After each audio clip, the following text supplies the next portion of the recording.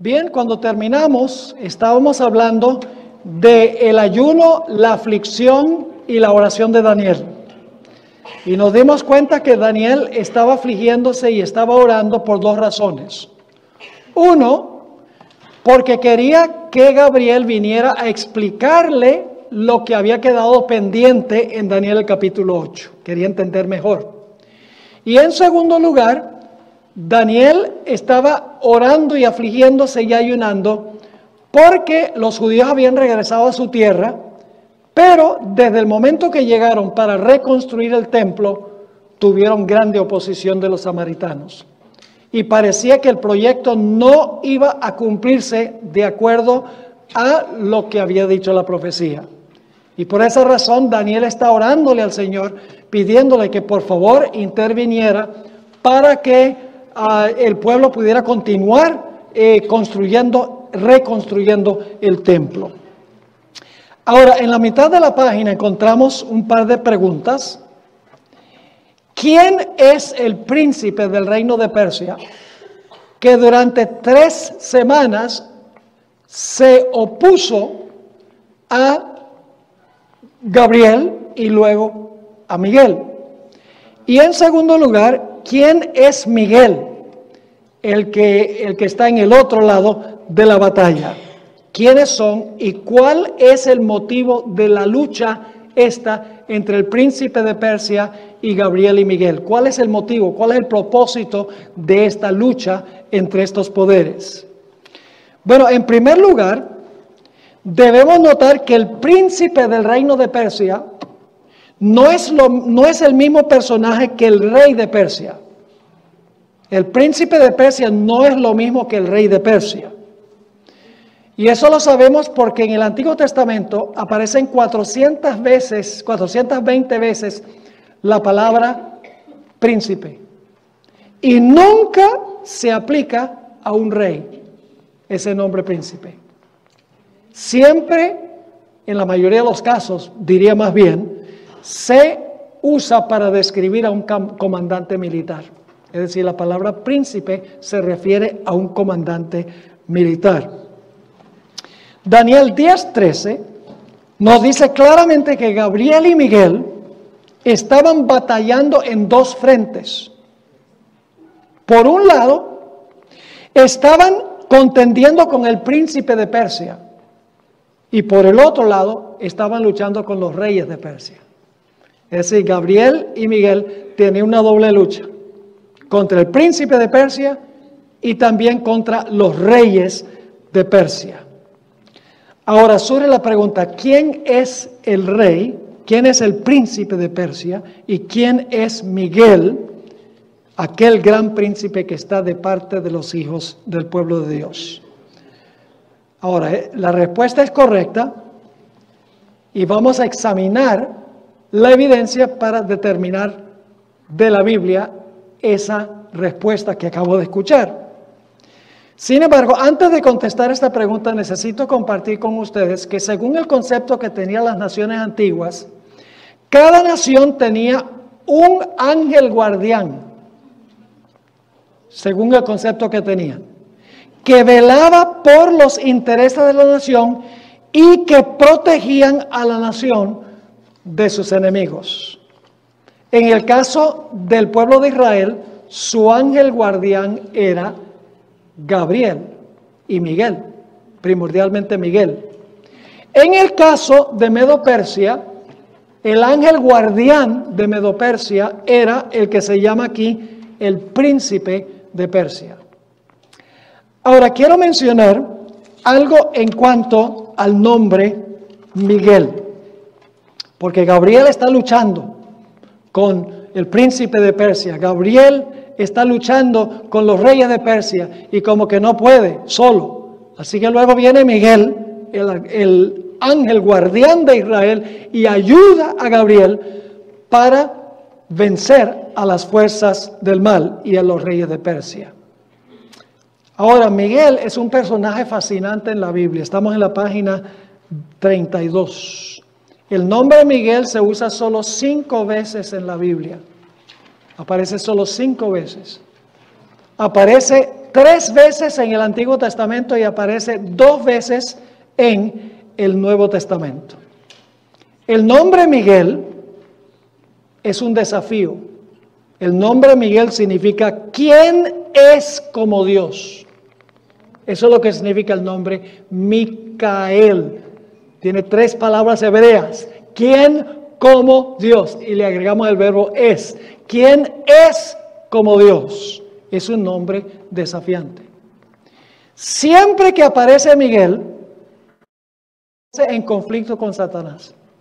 Las 5 veces. Y hay otros pasajes a donde no se menciona el nombre Miguel, pero se sabe por las características que está hablando de Miguel, aunque no se usa el nombre específico. Permítame mencionar algunos de esos pasajes claves. Judas 9 se usa el nombre Miguel. Ahí en Judas 9 dice que cuando murió Moisés y fue sepultado por Dios, se realizó una batalla encima de su sepulcro. Dice que el diablo contendía con el arcángel Miguel. Y el arcángel Miguel resucitó a Moisés. Así que sabemos que Miguel es el gran resurrector del pueblo de Dios. Tiene poder para resucitar. Y ustedes dicen, ¿cómo sabemos que Miguel resucitó a Moisés?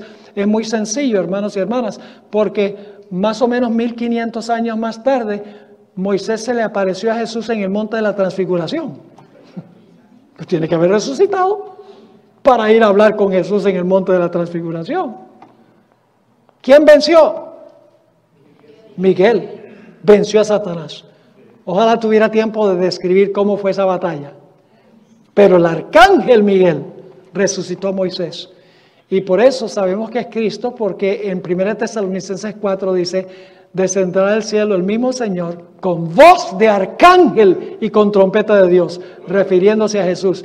Es uno que tiene poder para resucitar, no es más ni menos que Cristo Jesús. Aparece también el nombre Miguel en Apocalipsis 12 y el versículo 7 al 9. Miguel y sus ángeles luchaban contra el dragón y sus ángeles. ¿Ve? Jesús tiene sus ángeles y Satanás tiene sus ángeles también. Una tercera parte de los ángeles. ¿Quién ganó en esa batalla en el cielo? Miguel. Oh, dice que Miguel y sus ángeles lanzaron fuera al gran dragón, al diablo y Satanás, que engaña a todo el mundo. Miguel venció. Las otras 3 referencias a Miguel en la Biblia se encuentran en el libro de Daniel. 2 de ellas están en Daniel 10. Daniel 10 y el versículo 13 y el versículo 21. Pero también aparece el nombre Miguel en Daniel el capítulo 12 y el versículo 1. A donde dice que cuando el rey del norte sale con la intención de destruir al pueblo de Dios, dice, se levantará Miguel, aquel gran príncipe que está de parte de los hijos de tu pueblo. Y luego dice que después del tiempo de angustia, tu pueblo será libertado por Miguel, todo el que se hallare escrito en el libro. Es decir, los hijos e hijas perseguidos de Dios serán librados del poder de Satanás. Y no solamente eso, sino que dice Miguel va a resucitar a muchos que duermen en el polvo de la tierra, en Daniel 12 y el versículo 2. Nuevamente vemos que Miguel es Jesús, el defensor del pueblo de Dios, el libertador de los que están bajo sentencia de muerte y el que resucita a los muertos. Es Cristo Jesús. En combate con Satanás, Miguel siempre gana. Hay otros lugares en la Biblia donde se refiere a Miguel, aunque no se usa el nombre Miguel. ¿Ustedes recuerdan la experiencia de Jacob? Engañó a su padre, le robó la primogenitura a su hermano, fue a parar allá en la casa de su tío Labán. Y después de 20 años Dios le dijo a Jacob, mira, es tiempo de regresar a tu tierra. Y cuando estaba regresando a la tierra, escuchó que venía su hermano Esaú con 400 hombres armados con la intención de matarlo junto con toda su familia. Y Jacob se fue por allá a un lugar solitario junto al arroyo de Jaboc y oró a Dios y le dijo: Señor, por favor, no, líbrame de la ira de mi hermano. No permitas que venga a destruirme a mí y a la familia. Interviene. Toda la noche ora. Y entonces cuando ya está por amanecer, llega un personaje y se agarra de Jacob y empieza a luchar con él. Al principio Jacob piensa que este personaje es un enemigo, tal vez Esaú o alguien que viene a matarlo. Y empieza a luchar y lucha durante un periodo de tiempo. Y pronto se da cuenta de que este no es un personaje común y corriente, porque el personaje le toca la coyuntura del muslo y queda descoyuntado con solo tocarlo. Y él sabe ahora que él está luchando con el ángel de Jehová. Y por lo tanto ahora Jacob se aferra de este personaje y dice: no te suelto hasta que no me bendigas. Y para hacer una larga historia corta, dice que allí el personaje bendijo a Jacob y le cambió el nombre. Le dijo: tu nombre no será llamado más Jacob, que significa suplantador. Tu nombre será llamado Israel, que significa príncipe de Dios, porque has luchado con Dios y con los hombres y has prevalecido. ¿Quién era ese personaje con quien luchó Jacob? Era Jesús. Y ustedes dicen: ¿cómo sabemos eso? Porque Jacob le puso un nombre a ese lugar donde tuvo esa lucha. Le puso el nombre Peniel. El nombre Peniel se compone de dos palabras hebreas. Pen, que significa rostro, y el, Dios, significa rostro de Dios. Y luego Jacob explica por qué le puso el nombre Peniel. Dice: porque he visto a Dios cara a cara y he sobrevivido para contar la historia. ¿Quién era ese personaje? Miguel, el arcángel Miguel. Usted recuerda la experiencia de la zarza ardiente. Dice que se le apareció a Moisés el ángel de Jehová en la zarza que ardía pero no se consumía. Y para hacer una larga historia corta, ustedes pueden leerlo en Éxodo al capítulo 3. Dice allí que el ángel de Jehová se le apareció en la zarza y luego en los siguientes versículos dice que le habló Jehová desde la zarza. Es decir, el ángel que estaba en la zarza, el ángel de Jehová, era Jehová, porque dice que Jehová le habló. ¿Con qué nombre se identificó el que estaba en la zarza? Yo soy el que soy. Más adelante, el Señor Jesucristo, en Juan 8, les dijo a los judíos: antes que Abraham fuese, yo soy. ¿Quién era ese personaje en la zarza ardiente? El ángel de Jehová. Era el arcángel Miguel. Era Cristo Jesús. En Josué, el capítulo 5, encontramos otra vez a este defensor que está en lucha siempre contra el enemigo y siempre gana contra el enemigo. En Josué, el capítulo 5, estaba Israel a punto de conquistar la ciudad de Jericó. Y Josué se encontraba en las afueras de Jericó y se le apareció un personaje majestuoso, un guerrero con la espada desenvainada. Y Josué le dice: mira, ¿tú eres de los nuestros o eres del enemigo? Y él dice: no, yo soy príncipe de los ejércitos de Jehová. Dice: el príncipe de los ejércitos de Jehová. Ese era el arcángel Miguel, era Jesús. Y usted dice: ¿cómo sabemos eso? Porque este personaje le dijo a Josué: quita los zapatos de tus pies, porque la tierra que estás pisando es santa. Y porque Josué se refirió a él como mi Señor. Es decir, este personaje no era más ni menos que el ángel de Jehová, era Jesús.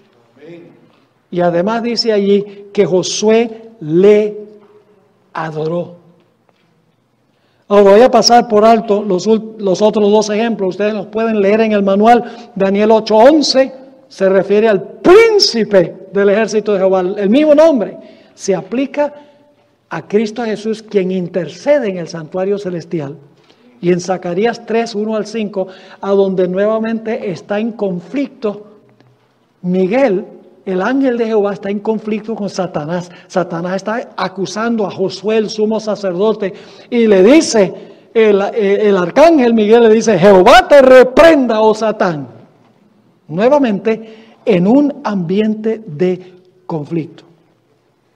Entonces, al pie de la página 33, no cabe duda entonces que Miguel es el ángel guardián de Israel, quien lo protege y lo libra del poder de Satanás. El ángel es Dios. Miguel no es más ni menos que Jesús, el Hijo de Dios. Qué nombre tan apropiado para el que contiende con Lucifer. Porque Lucifer dijo, seré como Dios. Y Miguel dice, ¿quién es como Dios? Es un nombre que desafía a Satanás. Ahora estamos listos para identificar quién es el príncipe de Persia. Si el príncipe de los ejércitos de Jehová es el arcángel Miguel, Cristo, entonces ¿quién debe ser el príncipe de Persia? Pues debe ser Satanás. Ahora en la página 34, en la parte de arriba de la página, ya hemos identificado a los dos contrincantes en la batalla. Podemos ahora entonces dilucidar la razón de la batalla. Sabemos quiénes son los que están peleando. Miguel y el príncipe de Persia son los que están luchando en el mundo invisible. Ahora necesitamos saber por qué están peleando esta pelea que se menciona en Daniel 10. Ahora viene la explicación. Tal como vimos en nuestro estudio de Daniel 9, Dios le dijo a Israel que pasarían 70 años cautivos en Babilonia y que después regresarían a su tierra para reconstruir el templo, la ciudad y los muros. Es obvio, vital esto, que no se podían edificar y restaurar la ciudad y los muros hasta que el templo quedase construido. El decreto de reconstrucción por Ciro en el año 536 a.C. fue un gran triunfo para el pueblo de Dios. Y según parecía, el plan de Dios no iba a haber fracaso. Pero entonces se levantó la oposición de los samaritanos. Daniel 10 deja en claro que esta oposición no se originó con los samaritanos. El príncipe del reino de Persia, que es Satanás, estaba influyendo sobre las mentes de los reyes de Persia para que se suspendiera la obra de reconstruir el templo. Pero al mismo tiempo Gabriel estaba esforzándose al máximo para convencer a los reyes de Persia que autorizaran el proyecto de reconstrucción. ¿Están entendiendo el conflicto? Sí. Por 3 semanas, mientras que Daniel estaba orando, ayunando y afligiéndose, Gabriel luchó con el príncipe de Persia y las mentes de los reyes persas. Y hacia el final del periodo, el arcángel Miguel se presentó para ayudar a Gabriel. No cabe duda que estos 21 días fueron literales. Pero ahora escuchen bien.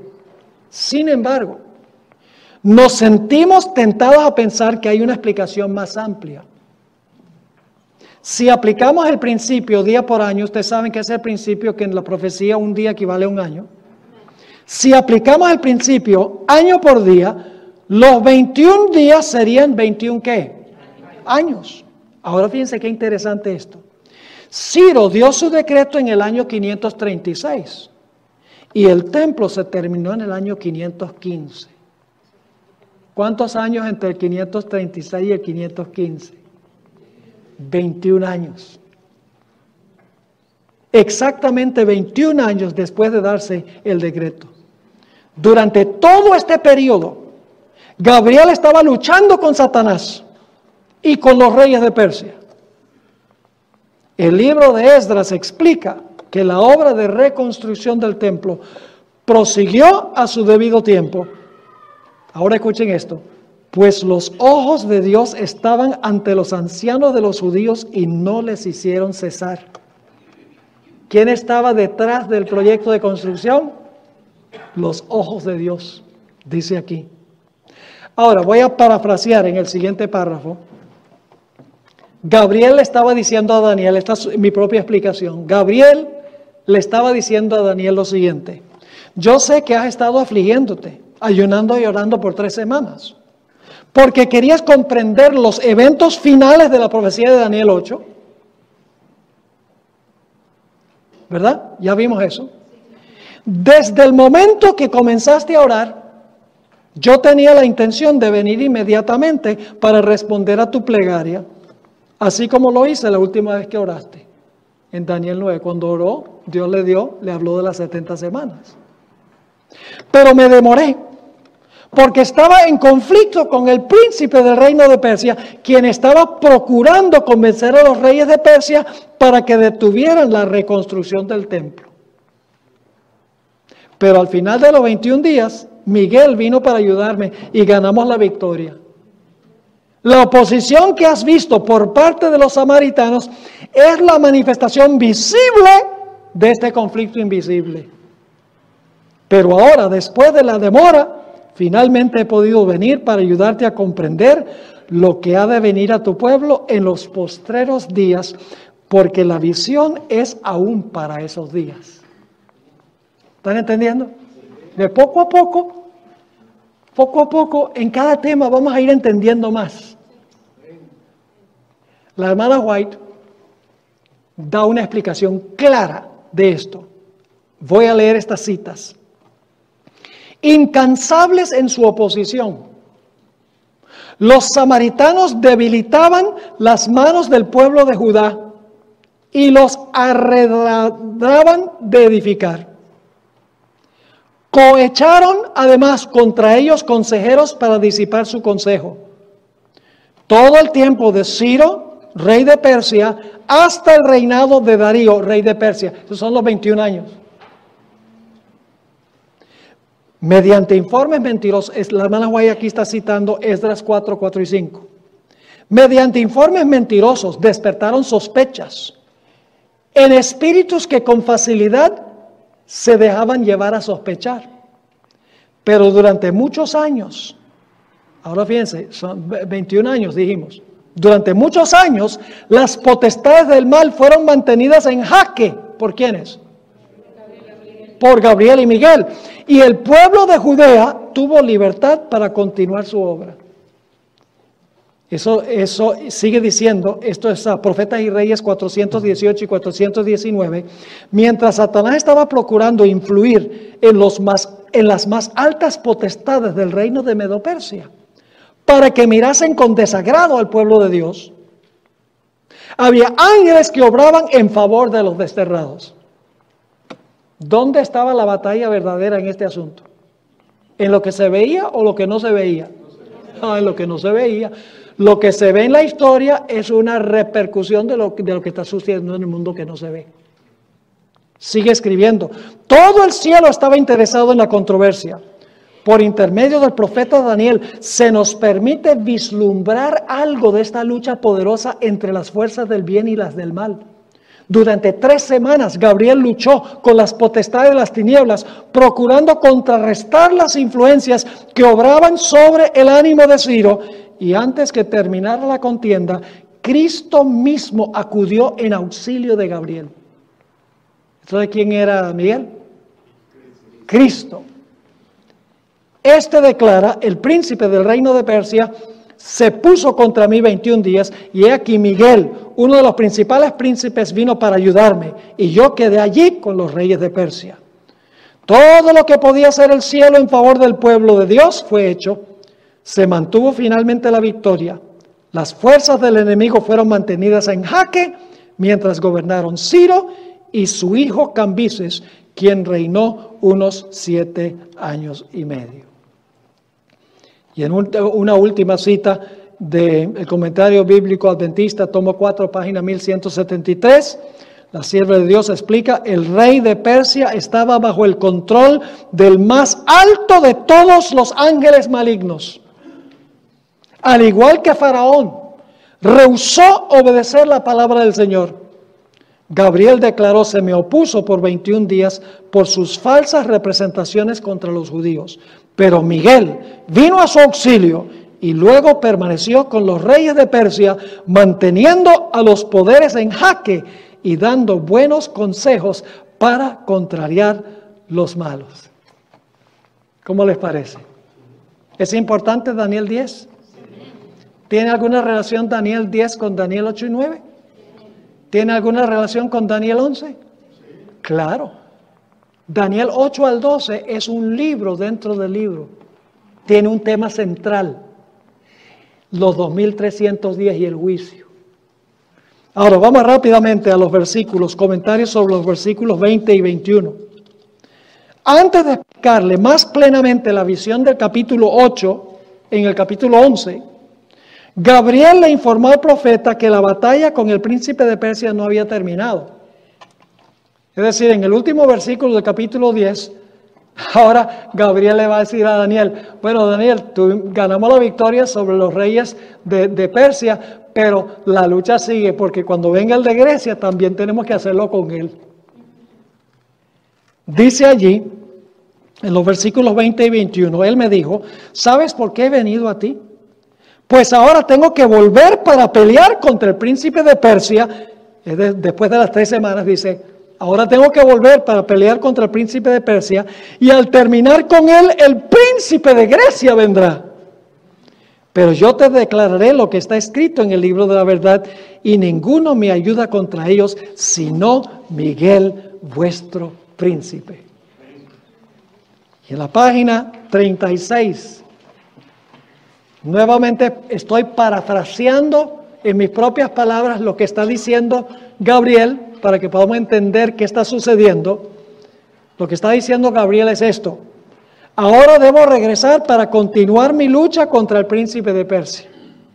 Aún tengo una obra que desempeñar, está diciendo Gabriel. Tengo que asegurarme que el decreto de Artajerjes se dé a tiempo para marcar el comienzo de la profecía de las 70 semanas y los 2300 días. Y cuando haya caído el reino de Persia, tendré que continuar la lucha contra el príncipe de Grecia, es decir, Satanás obrando a través del reino de Persia. Y luego dice Gabriel, pero antes de continuar esta batalla, tomaré tiempo para explicarte los eventos que ocurrirán de este momento en adelante. Estos eventos ya fueron escritos en la palabra de la verdad, es decir, ya te los di en Daniel 8. Están en el calendario divino y su cumplimiento es absolutamente certero. ¿Están conmigo? Ok, ahora vamos a juntar todo el panorama completo. Con esto vamos a llegar a la conclusión de este tema. Al concluir este estudio, estamos en la página 36, y menciono la página no solamente para aquellos que están aquí, sino para aquellos que están viendo el live stream, que están viendo esto en vivo porque se está transmitiendo. Aquellas personas que van a ver estas presentaciones por YouTube, les animo que consigan el manual. Porque el manual, si ustedes leen el manual con calma, va a ser mucho más comprensible que lo que hemos entendido aquí. Yo espero que hayan entendido hasta ahora lo que hemos estudiado. Pero si tienen el manual, buscan los versículos, leen las citas y complementan lo que está allí, el entendimiento va a ser completo y total. Así que estamos ahora en la página 36 del manual. Al concluir este estudio, veamos cómo encajan y compaginan las profecías de Daniel 8, 9, 10 y 11. Vamos a ver cómo se relacionan. Comenzaremos con el capítulo 8 y demostraremos cómo cada capítulo subsiguiente amplía y explica el contenido de ese capítulo inicial. Vamos a empezar con Daniel 8. La visión, que es el chazón, recuerden, el chazón es toda la visión completa.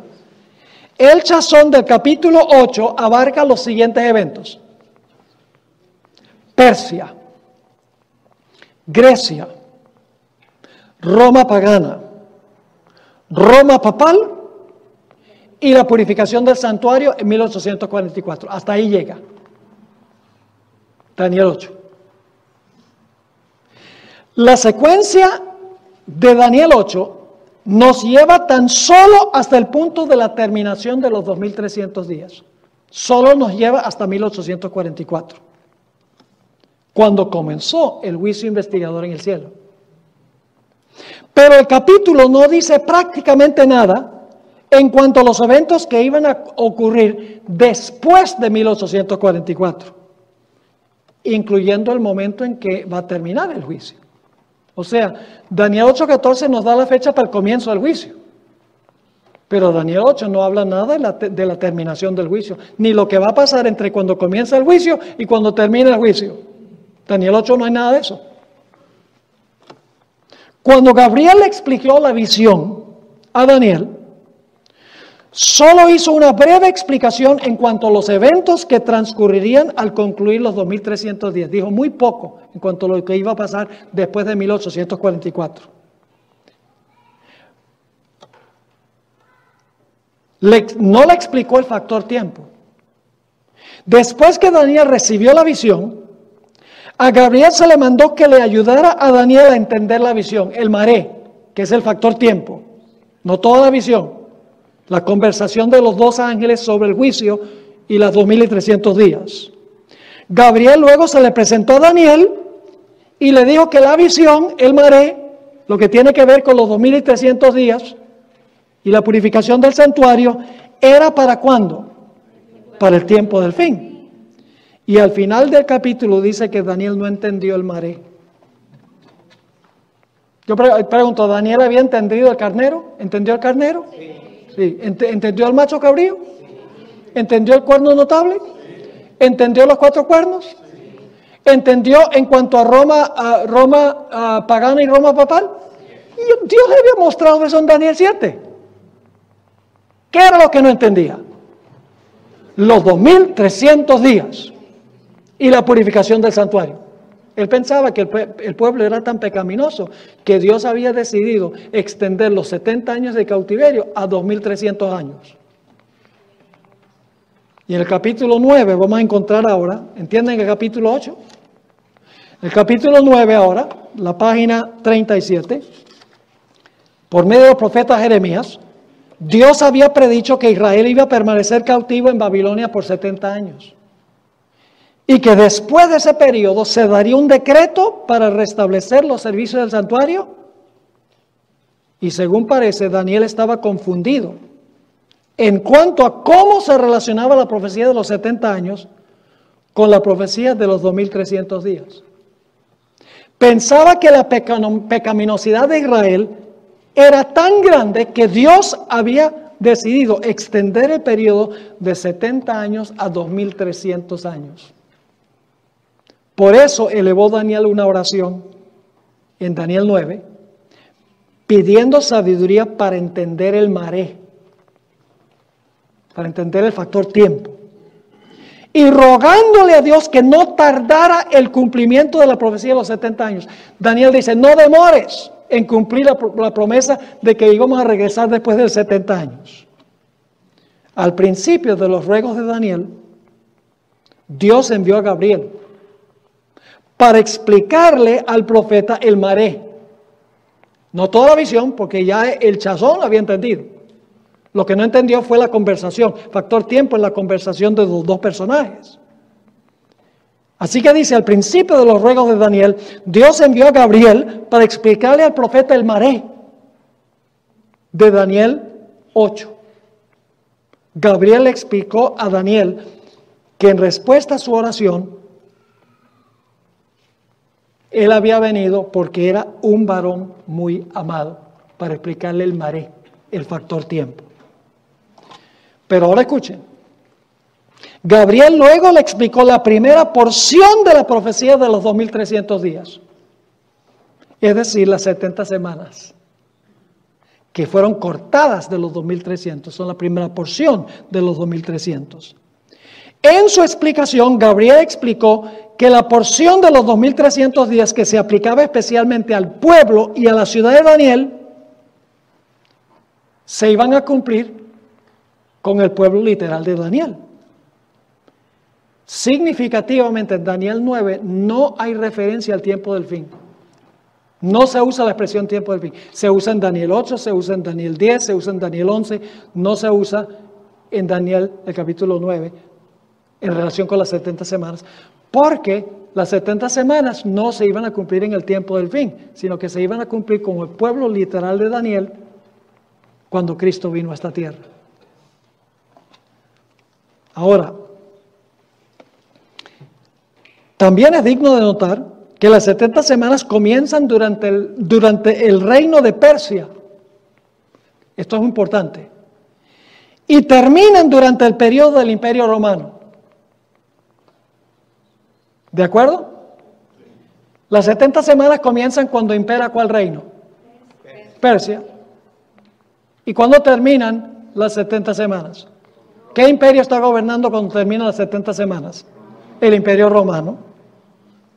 De modo que las 70 semanas comienzan durante el periodo del primer reino, que se menciona en Daniel 8, pero tan solo alcanzan hasta el periodo del Imperio Romano. Daniel 9 no menciona ningún evento posterior al Imperio Romano. Y por lo tanto esperaríamos que Gabriel regresara en algún momento para explicar los eventos que iban a ocurrir después de la caída de dicho imperio. ¿Sí están conmigo o no? Si Daniel 9 termina con el Imperio Romano, ¿acaso no hay nada más después del Imperio Romano? Entonces, esperaríamos que Gabriel iba a regresar más adelante para decirle, mire, ahora vine a completar la explicación. Lógicamente que sí. Vamos a Daniel 10.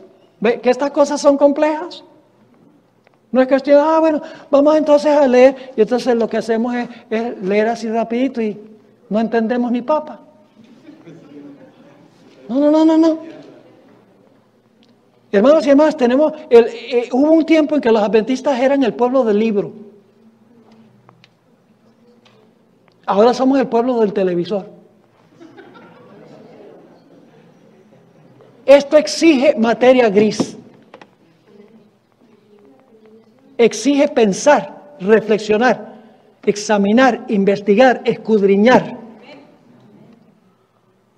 Nosotros tenemos que hacer esto. Porque lo que hace la televisión es crear un montón de gente superficial.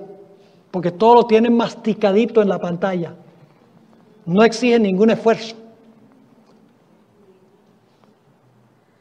Claro, eso no se aplica a nadie de los que están aquí. Vamos a Daniel 10. Ya hemos visto Daniel 8 y 9, ¿verdad? Daniel 10. Daniel 10 comienza diciéndonos que Daniel entendió la visión. ¿Entendió el maré, Daniel? Al factor tiempo, dice, yo ahora entiendo que las 70 semanas son la primera parte y que los 2300 días eso se cumplen en el futuro. Mucho tiempo después de Israel. Ahora lo entiendo. Pero ahora escuchen, pero Daniel quería luz adicional, porque había muchas cosas que no se habían explicado. Así que le oró a Dios, como había hecho originalmente en el capítulo 9, para que Dios le explicara las 70 semanas. En respuesta a la oración de Daniel, al mismo comienzo de sus ruegos, Gabriel regresó para darle entendimiento al profeta. El mismo Gabriel, que en el Daniel 8 y 9 le explicó, ahora dice, ahora voy a terminar lo que comencé. La luz que le impartió Gabriel a Daniel incluyó la totalidad de la visión, porque comenzó otra vez con Persia, como en Daniel 8. Pero se enfoca particularmente en los eventos de ¿cuándo? De los postreros días, que no había explicado en el capítulo 8. Le están llegando a entender un poco mejor ahora, ¿verdad? Ahora, ¿qué tal de Daniel 11? ¿Será que Daniel 11 también está relacionado con todo esto? Yo pregunto, ¿Daniel 9 está conectado con Daniel 8? Sí, porque Daniel 9 nos da la fecha cuando comienza los 2300 días de Daniel 8. ¿Está conectado Daniel 10 con Daniel 9 y Daniel 8? Sí, porque en Daniel 10, Daniel está, yo quiero saber más sobre lo que se me mostró en Daniel 8. Daniel 11 está conectado con Daniel 10, Daniel 9 y Daniel 8. Vamos a Daniel 11 rapidito. ¿Con qué reino empieza Daniel 11? Con Persia. ¿Con qué reino empezó Daniel 8? Con Persia. Yo pregunto, Daniel 11 y Daniel 8, ¿empiezan en el mismo lugar?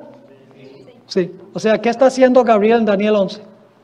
Está regresando y dice, ahora yo voy a empezar donde empecé en Daniel 8, pero en vez de parar con el juicio, yo te voy a llevar hasta el final. Empieza con Persia, continúa con Grecia, el primer rey de Grecia. Los 4 reinos en que se divide el imperio griego cuando Alejandro Magno muere. Luego Daniel 11 sigue describiendo el imperio romano que quebranta al príncipe del pacto.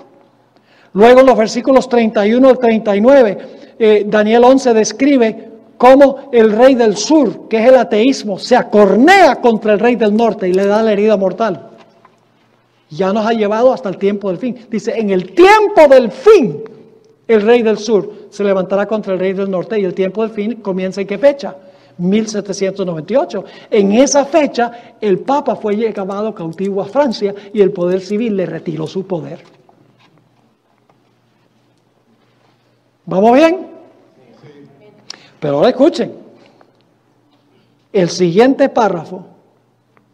Gabriel ya le había explicado, estamos en la página 38, Gabriel ya le había revelado a Daniel estas etapas de la historia. Ya le había mostrado Gabriel a Daniel Persia, Grecia, el primer rey de Grecia, los 4 reinos, Roma pagana y Roma papal. ¿Ya le había mostrado eso? Sí. En Daniel 7 y Daniel 8, ¿cómo no? Pero en Daniel 11, Gabriel explicó eventos que nos llevan mucho más allá de los años 1798 y 1844. Explicó que el papado, que es el rey del norte, recibiría una herida mortal suministrada por Francia, que es el rey del sur, al comenzar el tiempo del fin en 1798. Lean el último capítulo del manual, donde trazo esto en detalle y muestro cómo Elena White tenía una percepción profunda de Daniel 11. Especialmente los últimos versículos. Yo me maravillo cuando hice este estudio y digo, wow, esta mujer con 2 años y medio de educación primaria. Y fíjense cómo acertó sin estudiar. Yo no creo que ella haya estudiado todos estos detalles que estamos estudiando nosotros. Sin embargo, acertó perfectamente bien. Ahora dice, luego explicó que el papado se le sanaría la herida. Dice que el rey del norte luego se iba a levantar contra el rey del sur y lo iba a vencer, iba a conquistar el mundo. Es decir, la herida de muerte sería ¿qué? Sanada. Eso está en Daniel 11. Y hay por ahí algunos que están diciendo que el rey del sur son los musulmanes. Cuidado con esas interpretaciones. Así que dice, su herida se sanaría y va a dominar todo el mundo. Dice, Daniel 11, los últimos versículos, dice que va a dominar el mundo. Hasta el punto de querer salir y exterminar al pueblo de Dios. Lo dice el versículo 44.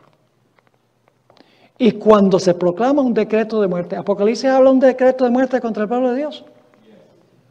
Cuando se da el decreto de muerte, dice que entonces se levanta Miguel. Daniel 12:1. ¿Por qué se levanta Miguel?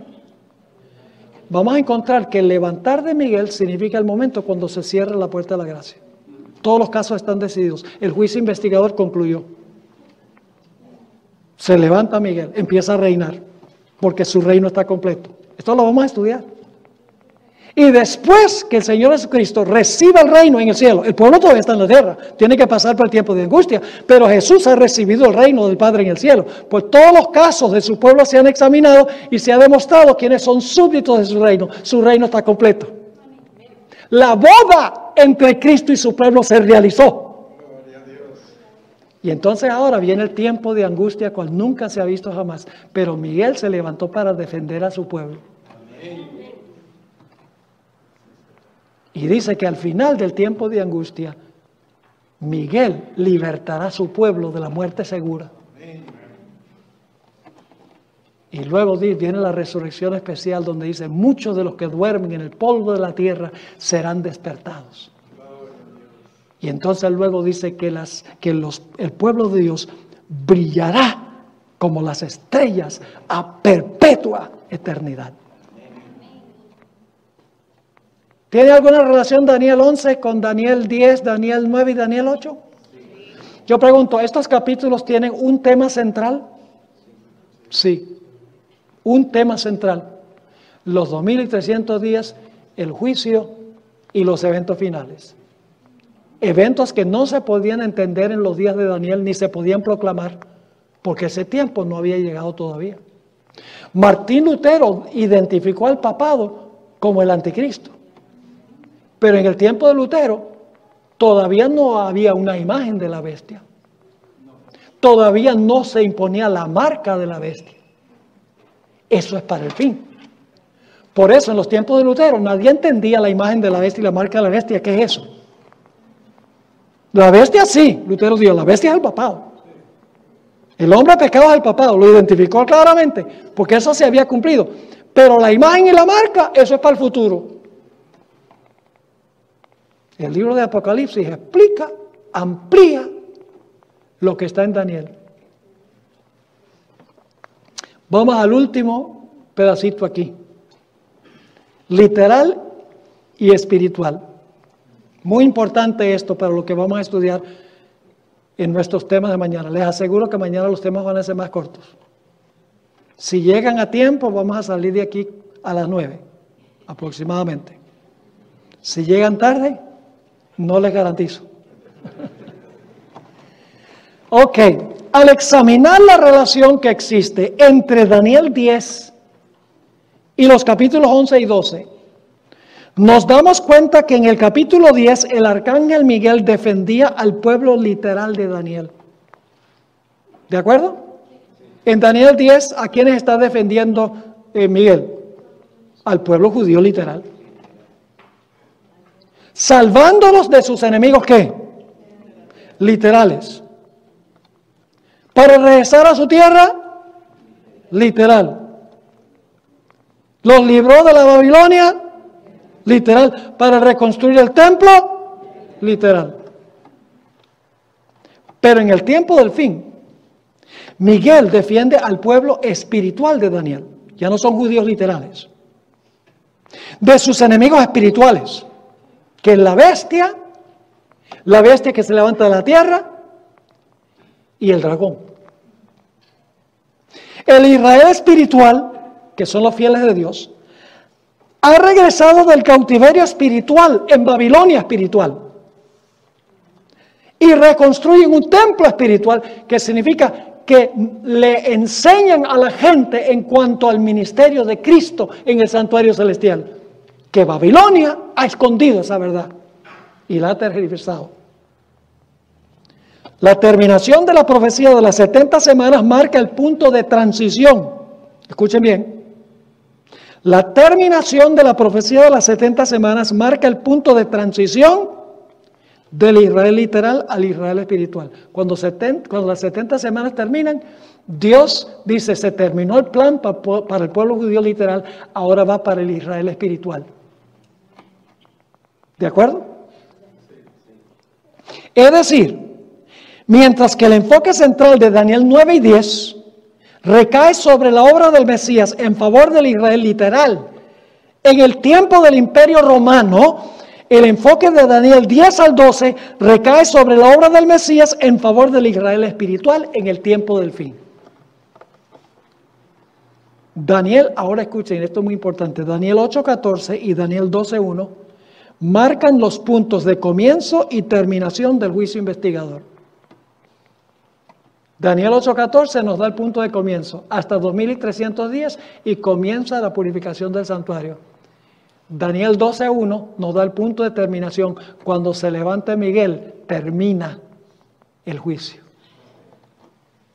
En Daniel 8:14 Jesús va hasta donde está el Padre para comenzar el proceso por medio del cual recibirá el reino. Y en Daniel 12:1 Jesús se levanta para tomar posesión de ese reino. Así es que la estructura literaria de Daniel 8 al 12 consta de un entero unido, una porción vinculada con todas las demás. Por así decirlo, los capítulos 8 al 12 constituyen un libro dentro del libro. Una última cita de la hermana White. La luz que Daniel recibió de Dios fue dada especialmente para estos postreros días. Las visiones que él tuvo junto a las riberas del Ulai. Ese es Daniel 8. Y del Idekel, Daniel 10 y 11. Los grandes ríos de Sinar están hoy en proceso de cumplimiento.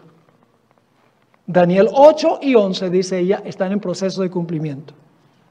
Y todos los acontecimientos predichos en estos capítulos pronto ocurrirán. ¿Cuán importante es conocer estos capítulos? ¿Creen que es importante?